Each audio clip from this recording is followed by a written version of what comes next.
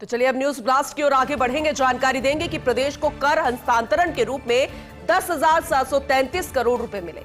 मुख्यमंत्री भजनलाल शर्मा ने प्रधानमंत्री मोदी का आभार जताया है। कहा कि पीएम मोदी के कुशल मार्गदर्शन में विकसित राजस्थान के संकल्प को मजबूती मिल रही है। कर हस्तांतरण के रूप में 10,737 करोड़ रुपए स्वीकृत हो चुके हैं। 4,406 करोड़ रुपए से अब सड़क तंत्र विकसित होगा। इन सौगातों से प्रदेश में जन कल्याणकारी कार्यों व आधारभूत विकास को नई गति मिलेगी। विकसित राजस्थान के संकल्प को और ज्यादा मजबूती मिलेगी, कहना है मुख्यमंत्री भजनलाल शर्मा का। इसके अलावा उन्होंने कहा कि केंद्र सरकार की ओर से राज्य सरकारों को कर हस्तांतरण के रूप में जो राशि मिली है वो है 1,78,173 करोड़ रुपए की राशि। अक्टूबर 2024 में देय नियमित किश्त के अतिरिक्त अग्रिम किश्त भी शामिल है। हाल ही में केंद्रीय मंत्रिमंडल द्वारा राजस्थान व पंजाब के लिए स्वीकृत ये राशि है।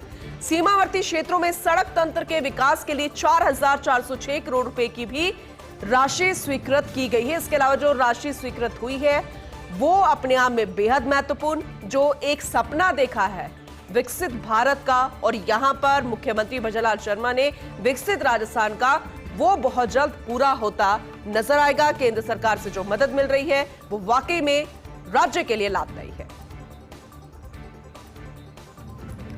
तो चलिए अब मुख्यमंत्री भजनलाल शर्मा का प्रस्तावित कार्यक्रम आप तक पहुंचाते हैं। दरअसल आज से 2 दिवसीय भरतपुर दौरे पर यानी कि अपने इलाके में जा रहे हैं मुख्यमंत्री भजनलाल शर्मा। दोपहर 1 बजे तक कैला देवी मंदिर में दर्शन करेंगे।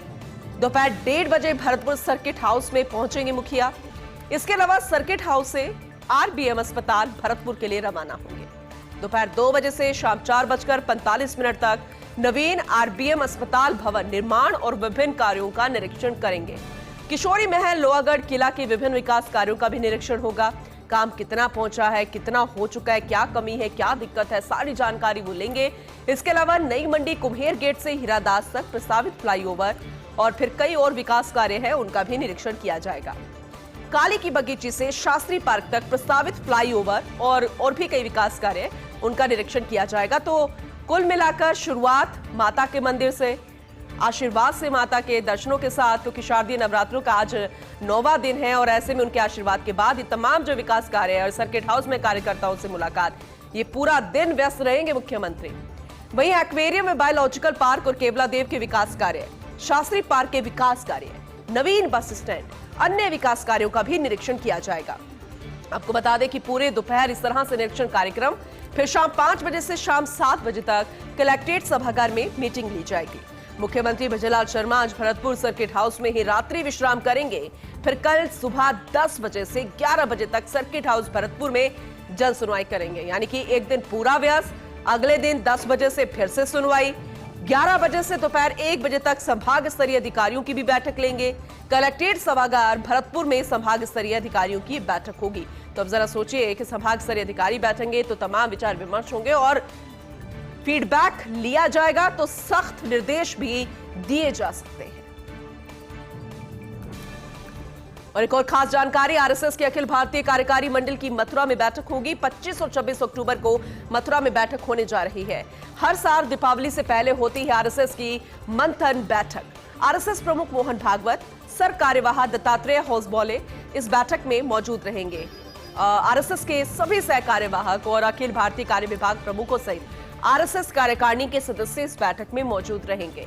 देश के समसामयिक मुद्दों पर बैठक में चर्चा होगी और अगले साल 2025 में आरएसएस स्थापना के 100 साल पूरे होने जा रहे हैं, तो उसे लेकर भी तैयारियां जोरों शोरों पर चल रही हैं। तो चलिए प्रदेश के किसानों के लिए एक बहुत बड़ी खबर, समर्थन मूल्य पर मूंग, उड़द, मूंगफली और सोयाबीन की खरीद होगी। अब आपको विस्तार से बताते हैं कि मूंग, उड़द और मूंगफली व सोयाबीन की रजिस्ट्रेशन प्रक्रिया 15 अक्टूबर से शुरू होगी।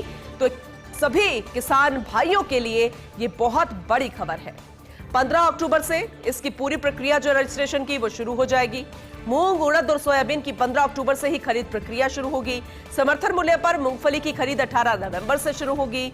मूंग के 357, मूंगफली के 267 और उड़द के 166 व सोयाबीन के 83 कुल 873 क्रय केंद्र स्थापित हैं। तो वही सदी के महानायक अमिताभ बच्चन का जन्मदिन आज है। आज 22वां जन्मदिन मना रहे हैं अमिताभ बच्चन। 11 अक्टूबर 1942 को उत्तर प्रदेश के इलाहाबाद में अमिताभ का जन्म हुआ था।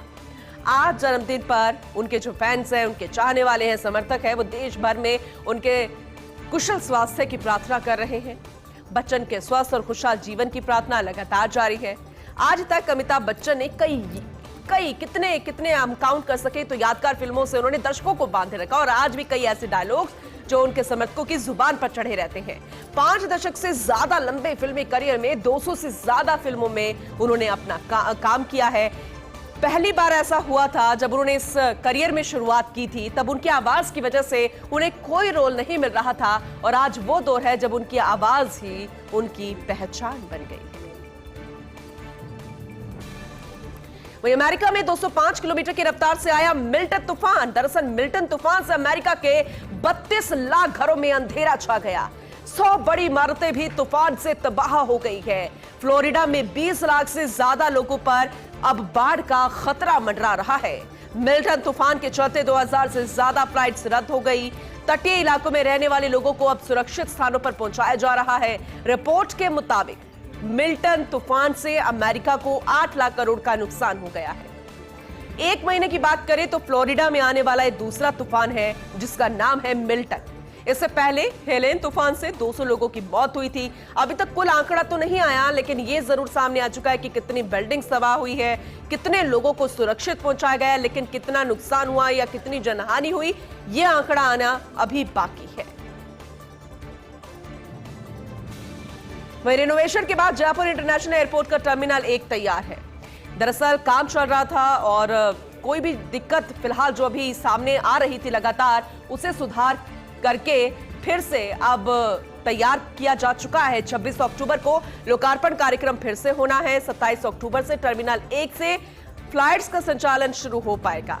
टर्मिनल 1 से फिर से उड़ान भरेंगे इंटरनेशनल फ्लाइट्स। टर्मिनल 1 पर 10 check in counter, immigration counter, duty free shops, food court, restaurant, cafeteria, parking सहित कई सुविधाएं मौजूद हैं। टर्मिनल 1 से अब Abu Dhabi, Muscat, Dubai, Bangkok, Kuala Lumpur की फ्लाइट्स संचालित होगी, जिसका इंतजार न जाने कितने यात्री कर रहे थे कि एक बार फिर से ये सभी फ्लाइट्स जो है इंटरनेशनल फ्लाइट्स उनका संचालन हो सके। अब बहुत जल्द उनका इंतजार खत्म होने वाला है। या देवी सर्वभूतेषु शक्ति रूपेण संस्थिता। देश प्रदेश में शारदीय नवरात्रि की धूम है। मां की भक्ति में पूरा शहर, पूरा देश, पूरा प्रदेश सराबोर है। पूजा अर्चना, हवन, कन्या भोज और भंडारों के बीच मां को विदाई दी जा रही है। मंदिरों और घरों में भगवती की आराधना की जा रही है, चाहे वो घर का कोई भी किसी भी, चाहे गरीब का घर हम बात कर रहे हैं या अमीर का कर रहे हैं, उस घर के मंदिर में या देश के किसी भी कोने के मंदिरों में बस मां को पूजा जा रहा है। आज घर घर में अष्टमी और नवमी पर कन्या भोजन भी किया जा रहा है। शक्ति स्वरूपा कन्याओं को भोजन कराकर भेंट किए जा रहे हैं उपहार। वहीं नवरात्रि के चलते मंदिरों में सुबह से ही पूजा अर्चना का दौर शुरू हो गया था। देवी धामों पर माता रानी के दर्शन के लिए श्रद्धा का सैलाब उमड़ पड़ा है। मंदिरों में पट खुलने के साथ ही जयकारों के उद्घोष से वातावरण भी भक्तिमय हो गया। राजधानी में आमेर की शीला माता मंदिर में दिन भर भक्तों का तांता लगा रहा और अभी भी वो तस्वीरें ऐसी ही सामने आ रही है, जहां पर श्रद्धा की बयार भक्तों की भीड़ के रूप में नजर आ रही है। मंदिरों में विशेष अनुष्ठान के साथ अब नवरात्रि की पूर्णाहुति होगी। वो तस्वीरें भी हम आपको लगातार दिखाएंगे। तो घर घर में अष्टमी और नवमी का त्योहार, दरअसल एक ही दिन तिथि पड़ने से अष्टमी और नवमी का त्योहार मनाया जा रहा है। शारदीय नवरात्रि चल रहे थे और ऐसे में घर घर में घट स्थापना की गई थी और अब माता रानी को विदाई दी जा रही है। विधि विधान से पूजा अर्चना की जा रही है, कन्या पूजन किया जा रहा है। शारदीय नवरात्रि का अष्टमी और नवमी का पर्व आज एक साथ पड़ने से और ज्यादा भक्तिभाव और श्रद्धा लोगों के बीच में, भक्तों में नजर आ रही है। चलिए खास जानकारी, इंडियन एक्सप्रेस में भाजपा नेता सतीश पूनिया का इंटरव्यू। लिखा गया है, हमें मालूम था कि हरियाणा में संघर्ष इतना आसान नहीं। लोकसभा चुनाव में 10 में से 5 सीटों पर भाजपा पिछड़ गई थी। कांग्रेस ने उठाए किसान, पहलवान, जवान और संविधान के मुद्दे, लेकिन जमीन पर नहीं दिखा इन तमाम मुद्दों का असर। सही उम्मीदवार और पार्टी प्रबंधन पर था हमारा फोकस। कांग्रेस में फूट पड़ने से भी भाजपा को फायदा हुआ। हरियाणा में कांग्रेस की जाति संप्रदाय आधारित राजनीति फेल रही। हरियाणा प्रदेश भाजपा के प्रभारी है सतीश पूनिया, उनका जो इंटरव्यू आया है उन्होंने तमाम बातों का जिक्र किया।